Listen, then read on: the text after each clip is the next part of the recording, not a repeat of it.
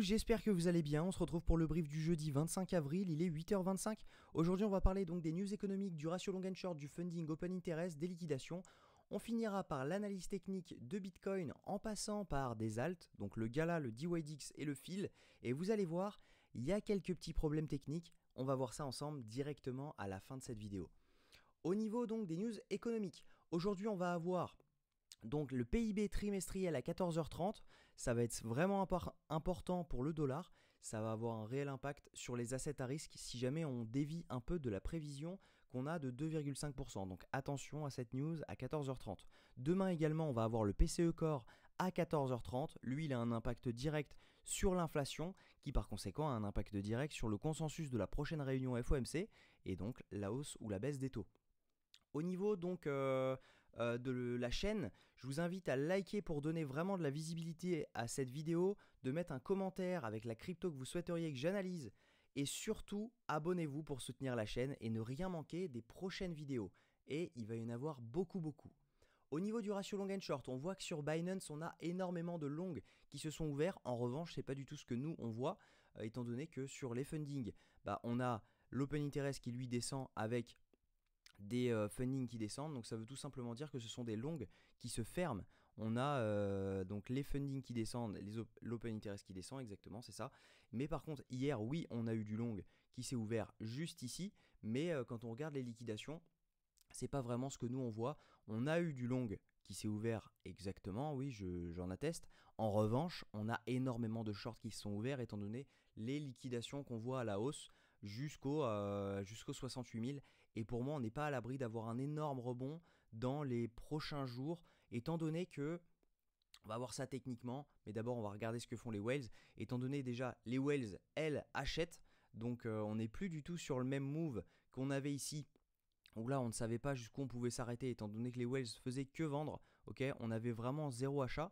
Là, elles commencent à se titiller un peu en se disant, ok, est-ce que j'achèterais pas un peu, etc. Donc on en a toujours qui vendent, mais on a des très gros achats. Donc pourquoi pas avoir un bottom très bientôt. Et moi, je pense qu'il est pour bientôt et vous allez voir et vous allez comprendre pourquoi. Alors, au niveau technique, si on regarde, hop, donc là j'étais en daily, je vais mettre en 1 heure. Ça va être beaucoup plus clair. Hop, alors au niveau technique, donc je vais vous expliquer déjà mon trade que j'ai pris hier. J'ai pris le short juste ici. Je vous l'avais annoncé d'ailleurs en vidéo donc d'hier. Je vous avais dit si jamais on commence à voir, hop, je vais me mettre en 15 minutes, je vais quitter ça, ça va mieux charger.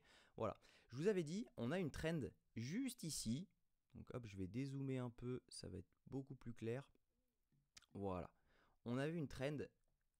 Allez, oh là là, la connexion. Donc on avait une trend juste ici.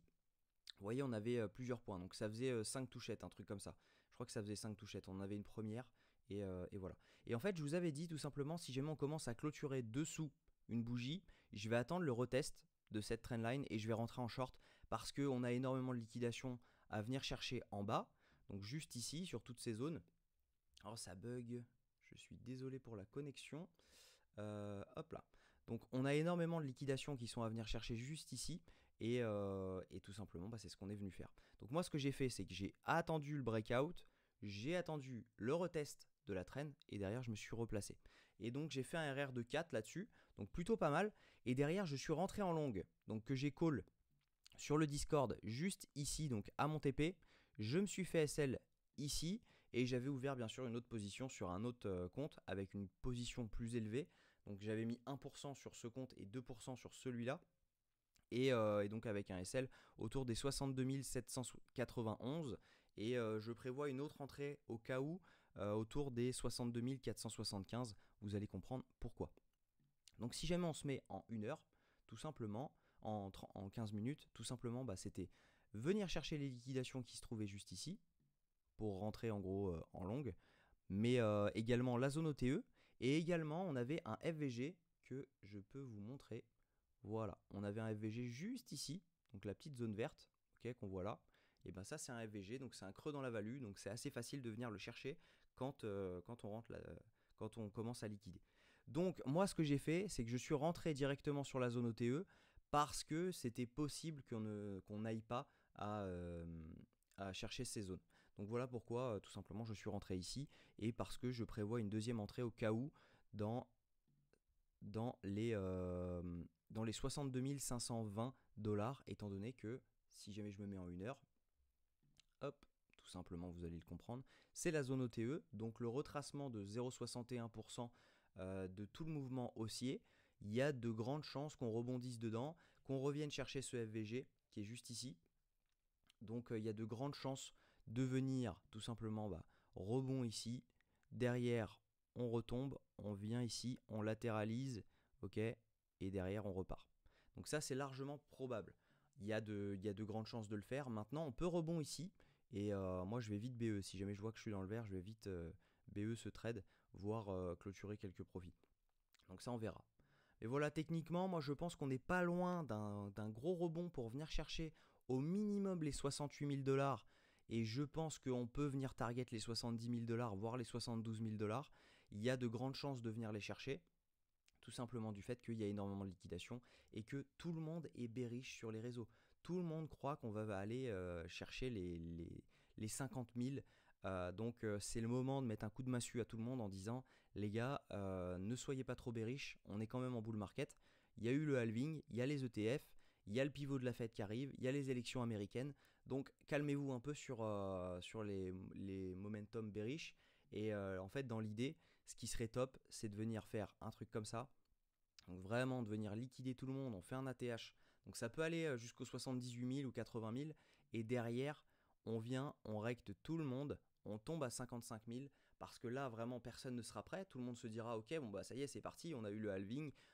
C'est bon, maintenant on part en bull run. Et là, on dump tout le monde. Et derrière, on pose un bottom. Et ça, c'est pas impossible.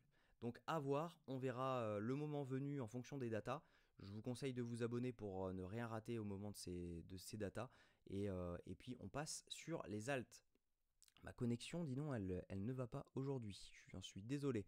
Alors au niveau donc sur Gala, on va se mettre directement en daily parce que je pense que c'est des zones d'achat que vous souhaitez en spot. C'est pas forcément des trades futurs. Donc ce qu'on a actuellement, on est dans une bonne zone étant donné qu'on est sur une zone de pivot, étant donné qu'on est sur, hop, je vais mettre ça, si je ne dis pas de bêtises, on est venu chercher, voilà, on est sur la zone de rechargement de longue actuellement, donc on est sur une bonne entrée à long terme.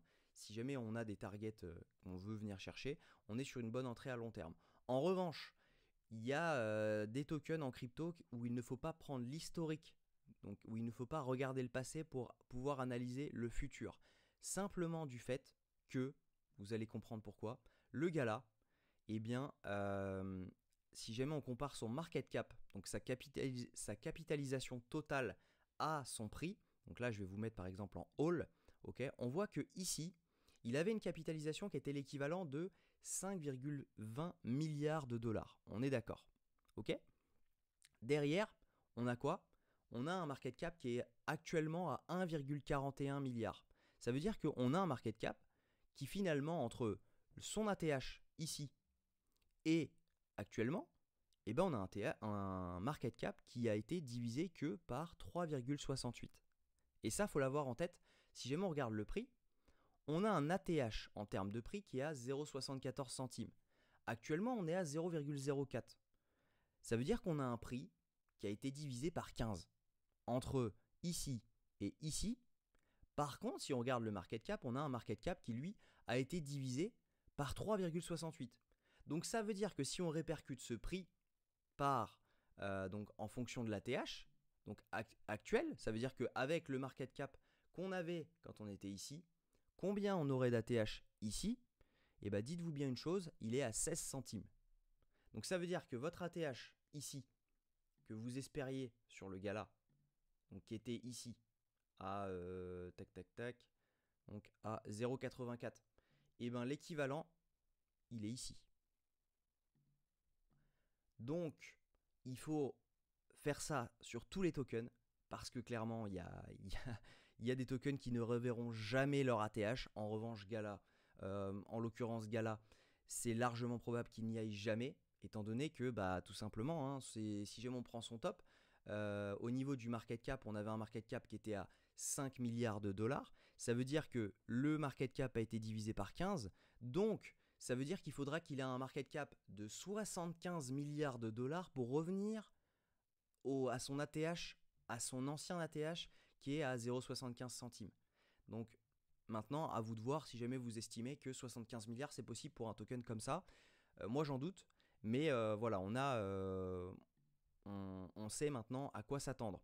Même chose sur le fil. Donc actuellement, on a une bonne zone pour venir. C'est simplement, moi ce que je pense, c'est que c'est toujours des bons tokens, c'est toujours des bons projets. Simplement, ils ont eu pas mal de problèmes financiers, donc ils ont mis une inflation. Et du coup, ils ont eu besoin de sortir de l'argent pour se payer. Mais voilà, ils en ont sorti beaucoup trop. La tokenomics, elle doit être dégueu. Clairement, elle est dégueu. Mais voilà, vous avez une entrée actuellement ici, si jamais vous souhaitiez rentrer sur Gala. Et dites-vous que l'ATH des 75 centimes, il est à 0,16 centimes. Donc, faut pas non plus faut pas non plus attendre trop si jamais vous voyez que vous êtes à l'ATH et que ça commence à latéraliser, quoi. Parce que voilà, l'ATH est à 16 centimes pour un équivalent à 0,72. Donc voilà, on a la même chose sur le fil. Hop, donc si jamais je mets le fil, on a une très bonne zone d'achat actuellement. Actuellement, on est en zone de rechargement de long, on est sur une zone de demande. Il y a de fortes chances qu'on rebondisse et qu'on vienne taper au moins les 20 $. Mais voilà, il faut avoir en tête également une chose, c'est que le fil, c'est la même chose. On a, hop, si jamais je m'y mets, si jamais ça veut bien charger, le fil est actuellement à 6 $ avec 3,2 milliards de market cap, ok. À son top, il avait 5 milliards de market cap. Ça veut dire que là, actuellement, le market cap a été divisé que par 3. Ok. Donc, si jamais on prend. On a à peu près. Non, pardon, on avait 11 milliards de market cap. J'ai dit une bêtise. Et donc, il a été divisé par 3 actuellement. Si jamais on regarde son prix, on avait un ATH autour des 176 $. Actuellement, on est à 6 $. Et le prix, lui, il a été divisé en gros par 29. Donc, on a un market cap d'un côté qui a été divisé par 3 et de l'autre côté un prix qui a été divisé par 29. Est-ce que vous croyez vraiment qu'on va retourner à l'ATH aux 176 $? Non, bien sûr que non. Par contre, on peut calculer où serait l'ATH actuel par rapport à la market cap qu'on avait avant. Et il se trouve que ça, c'est les 23 $. Donc ça veut dire que si jamais on veut, donc ça c'est les 23 $ environ. Hop là. Donc ça veut dire que si jamais vous rentrez maintenant et que vous allez à 23 $, vous avez le même market cap qu'ici. 176 $. C'est pas la même chart, donc voilà. Donc 176 $. Ça, on peut tout enlever d'ailleurs parce que ce n'est plus valable. C'était pendant le bear market. Hop. Donc attention à ces datas parce que clairement, voilà, il y a des tokens qui ne reviendront jamais à leur ATH. En l'occurrence, le fil, je suis prêt à parier qu'il ne reviendra jamais. Parce que c'est pas possible d'avoir un market cap qui était à 5 milliards et d'avoir 29 fois plus pour le prochain bull run. Et au niveau du DYDX, c'est la même chose et ça c'est malheureux parce que c'est vraiment un projet que j'adore. Mais voilà, c'est la même chose. On a un top qui se situe. Hop, donc là, actuellement, on est en zone de rechargement de longue. Pareil, on est dans une bonne zone d'accumulation. On a liquidé là-dessous en plus. Donc c'est plutôt clean. Pour moi, la charte, elle est vraiment clean. D'ailleurs, on pourrait même se dire que si on revient dans cette zone, étant donné qu'on a liquidé, que si on revient dans cette zone, ça peut vraiment être une super entrée. Tac, autour des 1,93 $, ça peut vraiment être une super entrée d'aller là-dessus. Mais voilà, si jamais on regarde le DYDX, c'est la même chose. Et moi, ça m'a déçu parce que c'est un projet que j'adore. Mais voilà, la tokenomics, elle est pas bonne. En fait, le DYDX, actuellement, il a un market cap de 607 millions. Ok. À son top, si on prend le top, sachant que c'est pas la charte du top. Si on prend son top, en 2021, il avait un market cap de 1,49 milliards. Donc son market cap a été divisé par 2,44 entre son ATH et maintenant. Ok. Il avait un top de prix à 26 $. actuellement, on a un prix qui est à 2,2 $. Ok, donc il faut bien avoir en tête ça. Donc on a un prix qui lui a été divisé par 12, si je ne dis pas de bêtises. Ouais, on a un prix qui a été divisé par 12. Et donc du coup, ça veut dire que on a un prix qui est actuellement à 26,76 $. Son ATH actuel, ça serait 4,44 $. Et en fait, il faut savoir un truc, c'est que on l'a quasiment fait la dernière fois. Mais dites-vous bien un truc, c'est que même entre le entre le 8, c'est bien le 8,01, ouais, entre le 8 janvier et maintenant, on a eu un market cap qui a augmenté. Ok, entre le 8 janvier, le 10 janvier et maintenant. Ok, on avait donc 448 millions de market cap et là on avait 661 millions. Si jamais on prend le prix, donc le 8 janvier, boum, tac, on prend le prix, on était à 2,48. Donc on a un market cap qui a pris 150 millions et on a un prix qui lui a perdu 30 centimes. Où est la logique? Là, il y a une inflation qui est vraiment pas bonne. Et voilà, moi, c'est ce genre de token que je n'achète pas parce que même s'ils font une bonne perf, parce que 150 millions quand même en 3 mois de market cap en plus, c'est quand même un banger. Et là, on a un prix qui perd 30 centimes. Donc non, ce n'est pas possible. Il faudrait qu'ils ramènent 3-4 milliards tous les mois pour voir une vraie hausse. Donc non, le DYDX, très bon token pour stacking, très belle plateforme, etc. Mais au niveau de la tokenomics, ça ne va pas du tout. Donc voilà, j'espère que cette vidéo vous a plu. Si c'est le cas, je vous invite à liker, commenter et vous abonner. J'espère vous avoir appris pas mal de choses et ne pas vous avoir déçu sur ces tokens. Malheureusement, moi aussi je suis déçu. Voilà, je vous souhaite une très bonne journée. On se retrouve demain à la même heure. Prenez soin de vous.